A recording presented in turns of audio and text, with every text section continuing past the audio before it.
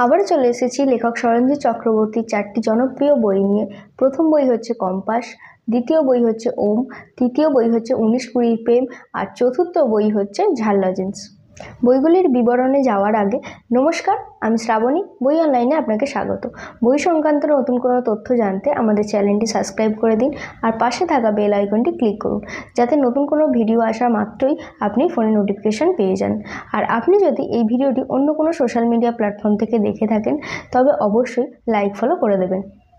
আসুন দেখে নেওয়া যাক আজকের প্রথম বই ঝাল লজেন্স। কী আছে বইটিতে? এই বইটি কিন্তু প্রকাশকাল থেকে এখনও পর্যন্ত পাঠক মহলে বেশ সাড়া ফেলেছে।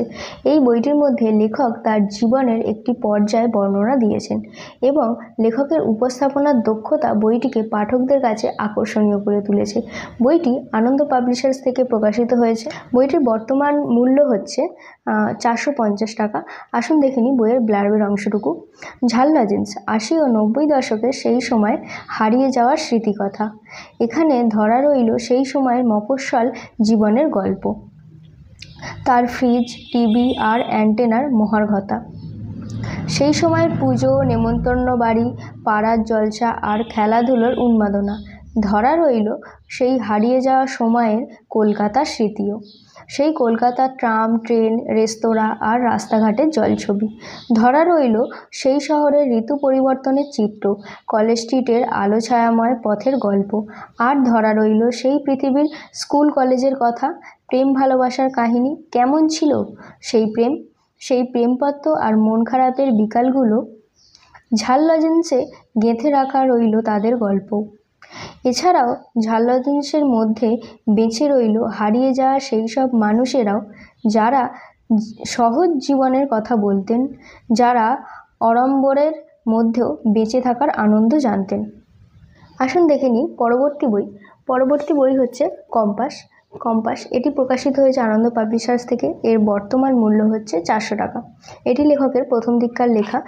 এটি প্রথম প্রকাশ হয়েছিল 2015 সালে। আসুন দেখে নিই ব্লার্বের অংশটুকু। Follow the star. উইসমিলকে বলে গিয়েছিলেন ও ঠাকুরদাদা, তার সাথে একজনের কাছে পৌঁছে দেওয়ার জন্য দিয়ে গিয়েছিলেন একটি প্যাকেট। সেই মানুষটির নাম আর একটি প্যাকেট সম্বল করে কলকাতায় আসে উইসমিল। তারপর পুনর্জিতের সহায়তায় শুরু হয় সেই হারিয়ে যাওয়া মানুষটির অনুসন্ধান। আর সেই যাত্রার ফাঁকে ফাঁকে সামনে চলে আসে 43 বছর আগের এক উত্তাল সময়ের কলকাতা। সামনে আসে সেই সময়ে নিজের মতো করে মাথা তুলতে চাওয়া আদিত্যর গল্প, মৌরিমার প্রতি তার ভালোবাসার গল্প। এক একজন মানুষের থাকে এক একটা উপলব্ধি থাকে, যা আমাদের সামনে ধ্রুবতারার মতো জ্বলজ্বল করে, যা আমাদের বাকি জীবনের চলার পথটুকু দেখায়। এই সময় উইসমিল আর পুনর্জিতের আর সেই উত্তাল সময়ে চলচ্চিত্রে আঁকা কলকাতার আদিত্য ও মৌরিমা আমাদের সেই পথ চলার গল্পটুকুই বলে। হারিয়ে যাওয়া প্রেম কি ফিরে আসে কখনো? মনে মনে হেরে যাওয়া মানুষ কি জয়ী হয় শেষবেলায় কি সে মাথা তুলে দেখা দেয় আকাশের শীর্ষে স্থান হয়ে থাকা সেই আলোকবিন্দুকে? এই দীর্ঘ যাত্রাপথ ও তার আলো ছায়ার ভিতরে মানুষ অবিচল ভালোবাসার গল্পই শোনায় এই কম্পাস। আসুন দেখে নিই আমাদের পরবর্তী বই। পরবর্তী বই হচ্ছে ওম, সঞ্জিত চক্রবর্তী। বইটি আনন্দ পাবলিশার্স থেকে প্রকাশিত হয়েছে। বইটির বর্তমান মূল্য হচ্ছে 400 টাকা। বইটি একটি সম্পূর্ণ উপন্যাস। আসুন দেখে নিই উপন্যাসের ব্লার্বের অংশটুকু। বহু বছর পর বাদাম পাহাড়ে ফিরে এসেছে বিহান। রিজুল নতুন চাকরি নিয়ে এসেছে বাদাম পাহাড়ে, আর ফলক ছোট থেকেই এই বাদাম পাহাড়ে থাকে। অতীতের ক্ষত এখনও বিহানকে রক্তাক্ত করে, তবে আজও মিতুল ভুলতে পারেনি সেই।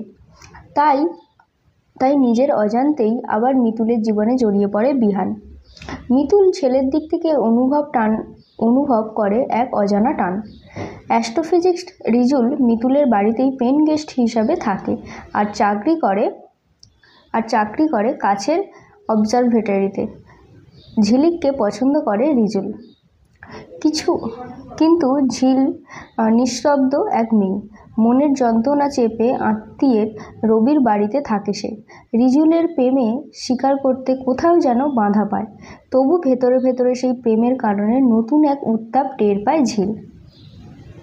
রবি এক গোপন স্বার্থে ব্যবহার করবে বলে ঝিলকে সবার থেকে আড়াল করে রাখতে চায়। রবির সৎ ভাই ফলক সবটাই বোঝে, কিন্তু নিজের অসুস্থ ভাই আর মাকে নিয়ে কোথাও যাওয়ার নেই বলে মুখ বুজে সব সহ করে রবির অত্যাচার। রবির অসামাজিক কাজে জড়িয়ে পড়ে নিরুপায় হয়ে। নুরি ওকে বলে দাসত্ব থেকে মুক্তি হতে, আর এদের সবার মাঝে ঘুরে বেড়ায় ফলকের ভাই বিপ্লব। অপ্রকৃতস্থ বিপ্লব চায় সব কিছু পাল্টে দিতে, চায় বিপ্লব করতে। বিভিন্ন গল্প এসে মেশে একে অপরের সাথে। দেশ স্বার্থপরতা, লোভ ও বিশ্বাসঘাতকতার মাঝে দাঁড়িয়ে কোথাও যেন জায়গা করে নিতে চায় প্রেম।